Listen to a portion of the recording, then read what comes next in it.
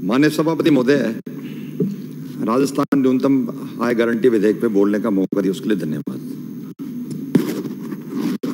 राजस्थान सरकार की संवेदनशीलता इस बात से झलकती है सभापति महोदय, जब पूरे देश में महंगाई का तांडव चल रहा था, राजस्थान के मुख्यमंत्री ने बचत राहत कैंप लगा के लोगों को राहत देने की कोशिश करी। ये पहली सरकार है हिंदुस्तान में आजादी के बाद जब मुख्यमंत्री के दस्तखत की गारंटी कार्ड लोगों को 10 हमने दी है। पहला गारंटी कार्ड 100 यूनिट बिजली फ्री, दूसरा गारंटी कार्ड 500 रुपए में गैस का सिलेंडर 74 लाख परिवारों को, तीसरा गारंटी कार्ड पशुओं का बीमा, 2 पशुओं का बीमा, चौथा गारंटी कार्ड 500 रुपए का गैस का सिलेंडर, छठा गारंटी का कार्ड खाद्य सुरक्षा का फूड पैकेट, उसके बाद गारंटी कार्ड चिरंजीवी योजना गारंटी का कार्ड, और उसके साथ 125 दिन का कार्ड। ये मुख्यमंत्री के दस्तखत के गारंटी के कार्ड है। ये पहली सरकार हिंदुस्तान की जब मुख्यमंत्री जी ने दस्तखत पे गारंटी दी। अब जब 2014 में सरकार आई थी दिल्ली में बीजेपी की, इन्होंने भी गारंटी करी थी 5 चीजों की। पहली गारंटी करी थी कि 2 करोड़ नौजवानों को रोजगार देंगे हम। दूसरी गारंटी थी 100 दिन में महंगाई कम करेंगे। तीसरी गारंटी थी विदेशों से जो काला धन आएगा वो लोगों में बांटेंगे। और चौथी गारंटी थी कि हिंदुस्तान की किसान की आमदनी 2022 में दुगुनी करेंगे। और पांचवी गारंटी थी कि 15-15 लाख रुपए जो परले पर साइड में बैठे होंगे खातों में पड़ेंगे। ये गारंटी 5 देश के प्रधानमंत्री की दी हुई है। सभापति महोदय, मुझे अफसोस के साथ कहना पड़ रहा है, ये पहली सरकार है दिल्ली के नरेंद्र मोदी की सरकार जो नरेगा का जो गारंटी कार्ड भारत सरकार ने दिया था डॉक्टर मनमोहन सिंह जी ने, जिसमें ये तय किया गया था ये कानून बनेगा, जिसमें 100 दिन के रोजगार की गारंटी का कानून हम बना रहे हैं। आज आधा पैसा राज्य सरकार का, आधा पैसा केंद्र सरकार का होगा। लेकिन बड़े अफसोस के साथ मुझे कहना पड़ रहा है कि इस बजट के अंदर 33% पैसा केंद्र सरकार ने बंद कर दिया ताकि नरेगा फेल हो जाए। और इन्हीं के नेता और इस देश के पार्लियामेंट के लीडर अपोजिशन ने कहा था, जब नरेगा का कानून आया था 2005 में, डॉक्टर सीपी जोशी जो हमारे अध्यक्ष है, आरडी मिनिस्टर थे भारत सरकार के अंदर, पार्लियामेंट में रिकॉर्डेड उनका बयान है कि ये देश के लिए गड्ढा खोदा जा रहा है कांग्रेस पार्टी की तरफ से, यूपीए की तरफ से। इनकी तो ये मनसा है। और इसी मनसा के साथ में देश के गरीब के पेट में जो अनाज जा रहा था 10 किलो, इन्होंने 5 किलो कर दिया। इनकी तकलीफ हो रही है इस बात की कि जिस तरीके से बचत राहत कैंप राजस्थान की सरकार ने किए वो किसी आधार पे किए होंगे। ये तकलीफ किसकी वजह थी?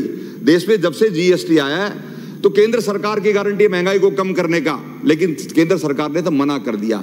यही केंद्र सरकार है जब नरेगा का, जब इस देश के अंदर कोरोना आया था तो कोरोना तो पैसा देने के लिए मना कर दिया था स्टेट को। 21 जून को जब हमने पैसा जारी कर दिया दवाई के वैक्सीन के लिए, उसके बाद इन्होंने पैसा जारी कर दिया। ये केंद्र की सरकार का रवैया था। आज हमने गारंटी का कानून हम लोग लेके आए हैं। इसमें क्लियर लिखा हुआ है चैप्टर 2 के सेक्शन 3 में कि 5 गारंटी हमारी है।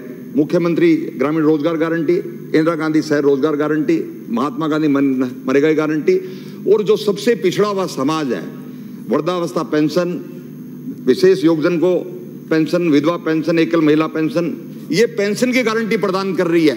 और ये सरकार की एक विल पावर है।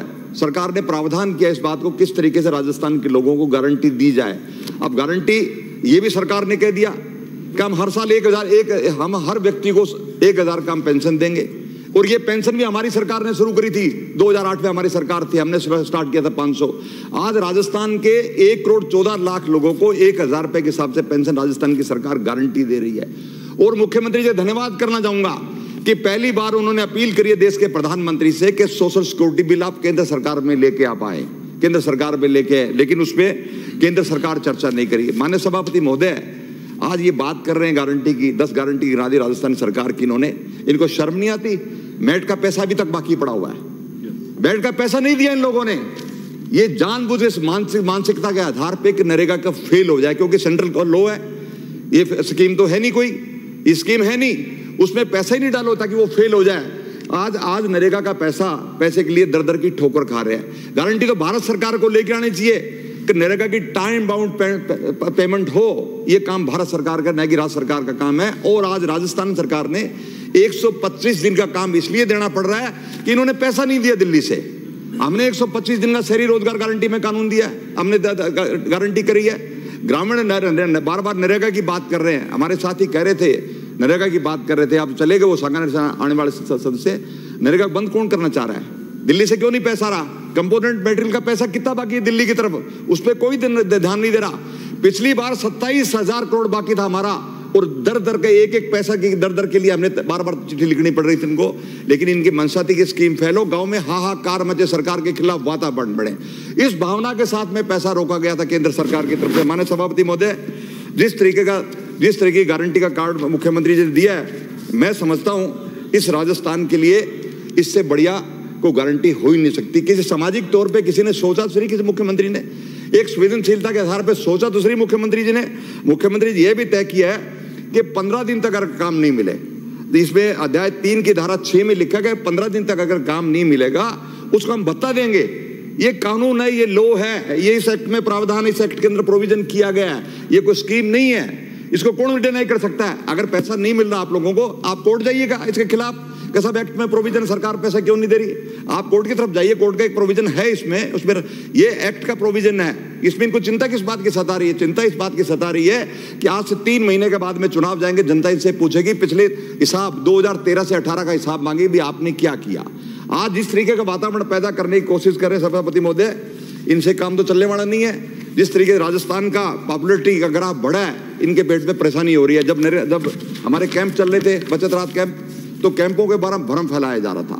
भ्रम फैलाया जा रहा साहब, ये तो राहत करनी आफत कैंप है। आज गरीब 500 रुपए का सिलेंडर, एक छोटे से परिवार में 3 सिलेंडर लगते हैं महीने के, 3 सिलेंडर में 1150 रुपए का सिलेंडर। और आज ही अखबार में था, हिंदुस्तान का 4था नंबर का सबसे महंगा अगर डीजल पेट्रोल मिला वो भोपाल में मिला, जहां इनकी सरकार है। इनकी सरकार, हम तो 5वें नंबर के ऊपर है, उस पर कोई नहीं बोल रहा। जिसपे बोलना चाहिए इन लोगों को, उस पर कोई नहीं बोल रहा। सामाजिक सुरक्षा की गारंटी देना ये छोटी बात है क्या? हमने क्लियरली एक्ट में लिखा है जुलाई के महीने में 5% देंगे, जुलाई के बाद में 10% देंगे, और हर साल 10% बढ़ाएंगे, 15% बढ़ाएंगे, उसको मना नहीं कर सकता। इनको दिक्कत इस बात की, और इस एक्ट में कैसे अमेंडमेंट हम लोग लेके आएंगे, इसलिए इनको जरूरत नहीं पड़ेगी। सरकार बन रही है कांग्रेस की, कोई दिक्कत बड़ी बात नहीं। सभापति महोदय, मैं आपके माध्यम से ये भी निवेदन करना चाह रहा हूँ, मंत्री जी बैठे हुए हैं, इतना बढ़िया प्रोविजन किया है, एक एडवाइजरी बोर्ड बनाने का तय किया है इन्होंने। अध्याय 5 की धारा 10 में सारे सेक्रेटरी डिपार्टमेंट के जिससे कंसर्न है, ये सारे वो सारे सेक्रेटरी डिपार्टमेंट के जिसकी मॉनिटरिंग करेंगे, किसी प्रकार की गारंटी में कोई दिक्कत ही नहीं है। उसमें प्रावधान किया गया था, प्रावधान किया गया है। आप सभापति महोदय, मैं आपसे निवेदन करना चाह रहा हूं, बार बार कर्जा माफी की बात कर रहे हैं। 1400 करोड़ का कर्जा तो परसों इन्होंने हाउस में माना कि 1400 करोड़ का कर्जा माफ हुआ है। हमारे घोषणा पत्र में था कि हम किसान का कोऑपरेटिव बैंक का 50-50 हजार मांगेंगे, लेकिन मैं आपसे निवेदन करना चाह रहा हूं, मैं आपसे सभापति महोदय आपके माध्यम से निवेदन करना, इस देश के अंदर 72,000 करोड़ का अगर कर्जा माफ किया था सरदार मनमोहन सिंह जी ने किया था, देश के प्रधानमंत्री ने। ये वही लोग हैं जो जिनके 700 किसानों का कत्ल का इल्जाम इन लोगों के ऊपर है। ये वही लोग हैं जो 2022 में किसान की आमदनी दुगनी करने वाले हैं। ये भूल गए इस बात को क्या कि लखीमपुर खीरी की घटना को भूल गए ये लोग क्या? ये किसानों की बात करने कोई हक ही नहीं इन लोगों को, ये जानते ही नहीं किसान क्या होता है। ये तो सिर्फ वोट लेने की परीक्षा कर रहे हैं, कोई मतलब नहीं किसानों की सरकार से। सभापति महोदय, मैं आपके माध्यम से निवेदन करना चाह रहा हूं, पहली बार आजादी के बाद हिंदुस्तान की सरकार ने सबसे कम खेती का बजट रखा गया है, और किसी खेती के बजट में अगर आप देखो, कर्नाटक के चुनाव को ध्यान में रखे बजट किया गया था। नॉर्दर्न इंडिया को पूरे नॉर्दर्न इंडिया को छोड़ दिया गया था। किसान की सब्सिडी 15% कम कर दिया आपने। आपको शर्म नहीं आई आप लोगों को? किसान के यंत्र की, फर्टिलाइजर की सब्सिडी आपने 15% कम कर दी। आप आमदनी दुगुनी करो किसान की, क्या कोई स्कीम नहीं इनके पास में भ्रम फैलाने के अलावा।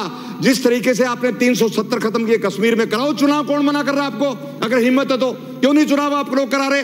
आप में ताकत नहीं है, आपका पर्दाफाश हो गया, देश की जनता जानती है। और किस तरीके मणिपुर के जो हालात इस देश में, आपको पता नहीं इस बात का क्या? इसलिए सभापति महोदय, मेरा जनमत जानने का जो संशोधन का प्रस्ताव था मैं वापस लेता हूं, और इस कानून के मैं सपोर्ट करता हूं। धन्यवाद बहुत बहुत।